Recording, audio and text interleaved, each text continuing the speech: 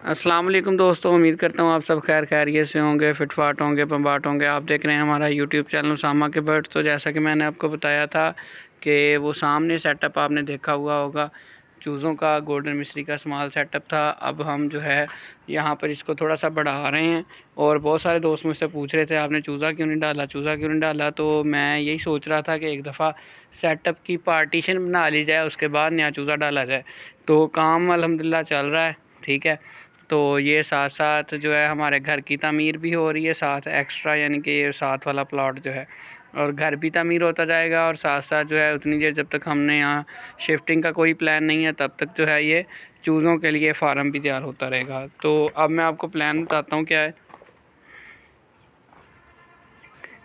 तो प्लान दोस्तों ये है कि ये अभी मलबा सारा, ये जो एक्स्ट्रा चीज़ें ये सारी हमने बाहर निकाल देनी है। तो ये तकरीबन 2 कमरे हैं। असल में जो हमारा नक्शा है वो ये है कि 2 कमरे हैं और दरमियान में इनकी पार्टीशन है।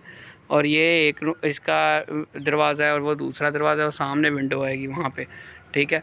तो फ़िलहाल ये प्लान है कि ये दीवार जो दरमियान वाली ये हमने नहीं उठानी, और ये जो हाफ़ है इसका वो दरवाज़े से पीछे तक यहाँ पर हमने इसको कवर कर देना है छत के ज़रिए। ये गार्डर वगैरह पड़ा हुआ नज़र आ रहा है आपको।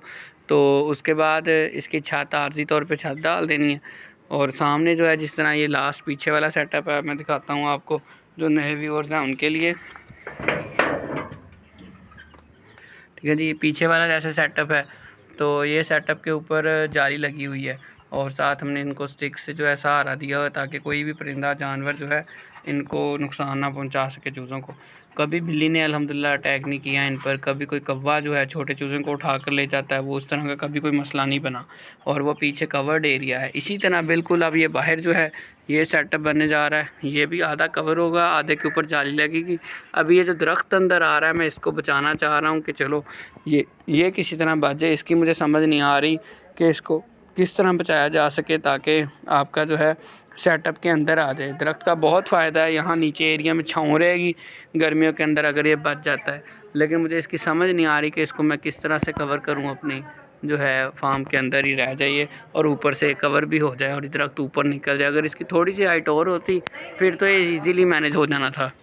अब इस जगह पर जो है यहाँ पर सील का सेटअप भी बनाएंगे हम। यहाँ पर मेरा इरादा है एक्स्ट्रा ईंटें जो है ना उनके 3-4 अलग से सेटअप बना दिए जाएँ सील चूज़ों के लिए। ये दोनों मेल चिक्स हैं, इनके साथ फीमेल अटैच कर देंगे और 2 ये हो जाएंगे, 2 आगे और हो जाएंगे, टोटल 4 हो जाएंगे। और ये वाली जगह को भी यहाँ से हम बराबर कर लेंगे, इस तरह स्लोप बना लेंगे और ये निशानदेही हो जाएगी दीवार की। और यहाँ पीछे जो है सेटअप बन जाएगा, यहाँ इजीली 300 चूज़ा पल सकता है।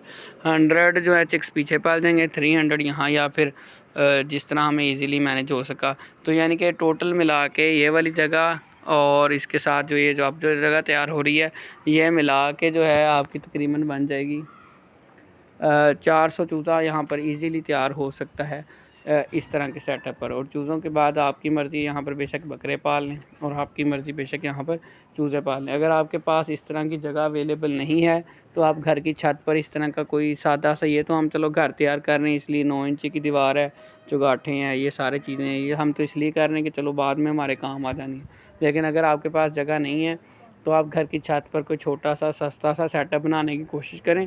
और सेटअप इस तरह का हो कि उसमें जो है कम से कम आप 100 चूज़ा पाल सकें।